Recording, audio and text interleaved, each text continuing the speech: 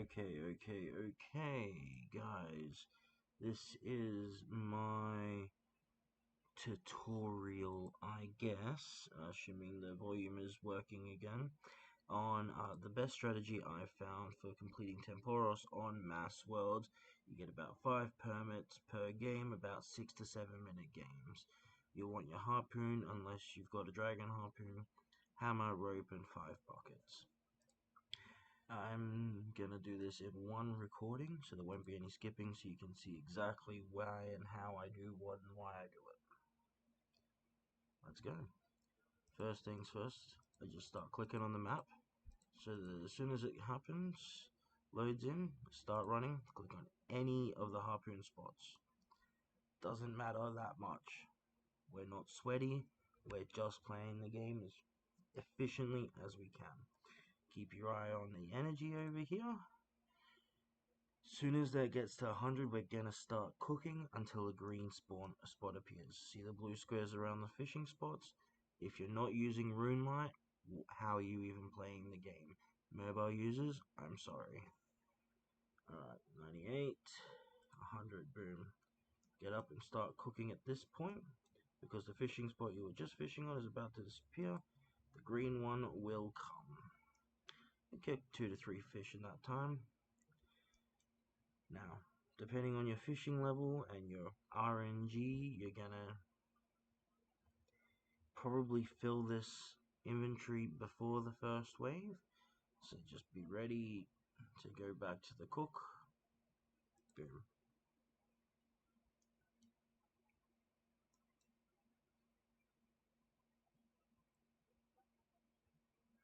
And the wave, we got another 2 cooked before the wave came.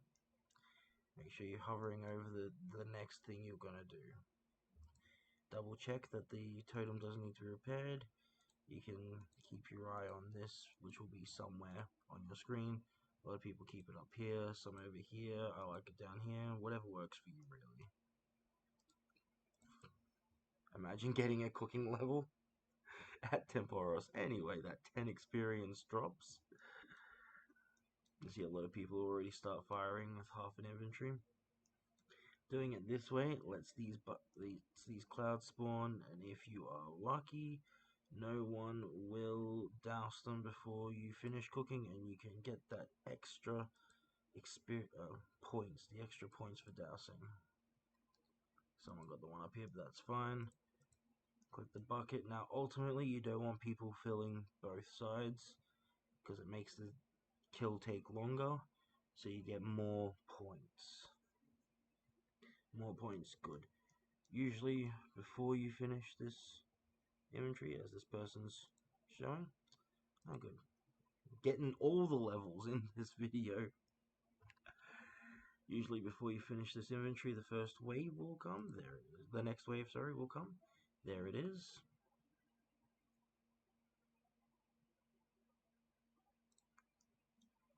Get rid of your fish and back down to start fishing. I know I haven't filled my buckets. That is okay. You'll see my strategy in a second.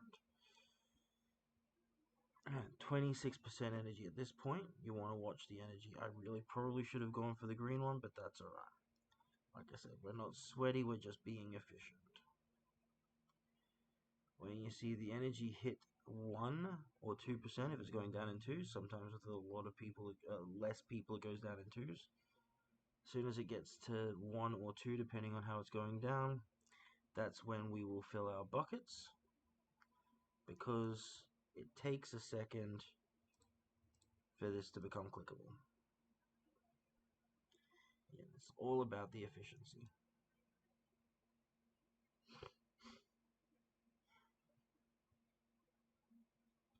If we're insanely lucky, it doesn't look like it's going to be this game, we'll get it down in the first game. We'll only get about 3 reward tokens if that happens, but quicker games.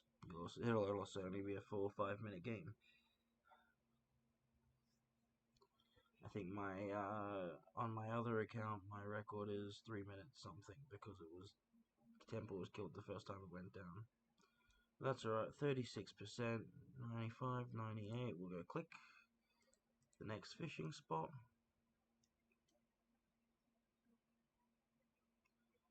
So we're already at 3 reward points. Keep an eye open for the green. There's usually one straight away. If you're not sure, if you're not aware, the green one gives you an extra fish every now and then. Again, it's all RNG based, so don't count on it every time. We're gonna have a wave before, yep, before we can fill our inventory. That's alright. This is probably one of my worst RNG games. Honestly, nope. I love how it just stops running before it despawns, just to confuse you a little bit if you're not paying attention.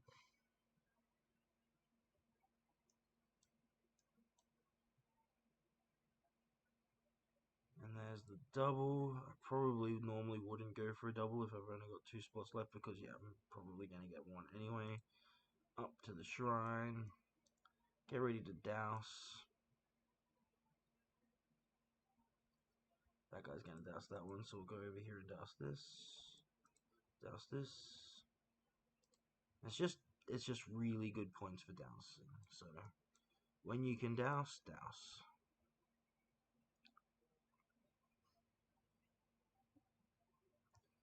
I haven't actually tested, so I don't know for a fact, but I'm pretty sure you get less points for raw fish as well, which can be good if you're just farming KC to get the sailing person, but ideally you want to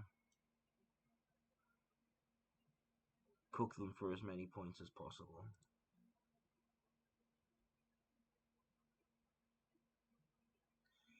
See, I'm doing it this way. Oh, that mast.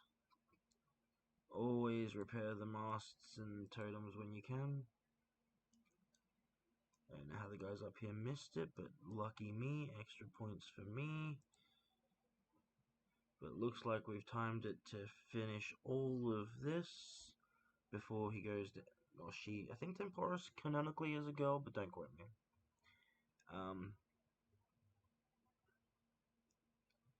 Even if Tempoross goes down before you finish, these are worth more points. And like I said, there's a second or two buffer as well.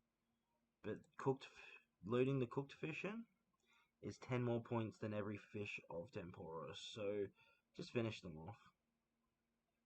We should end up with about 4.6k points over here.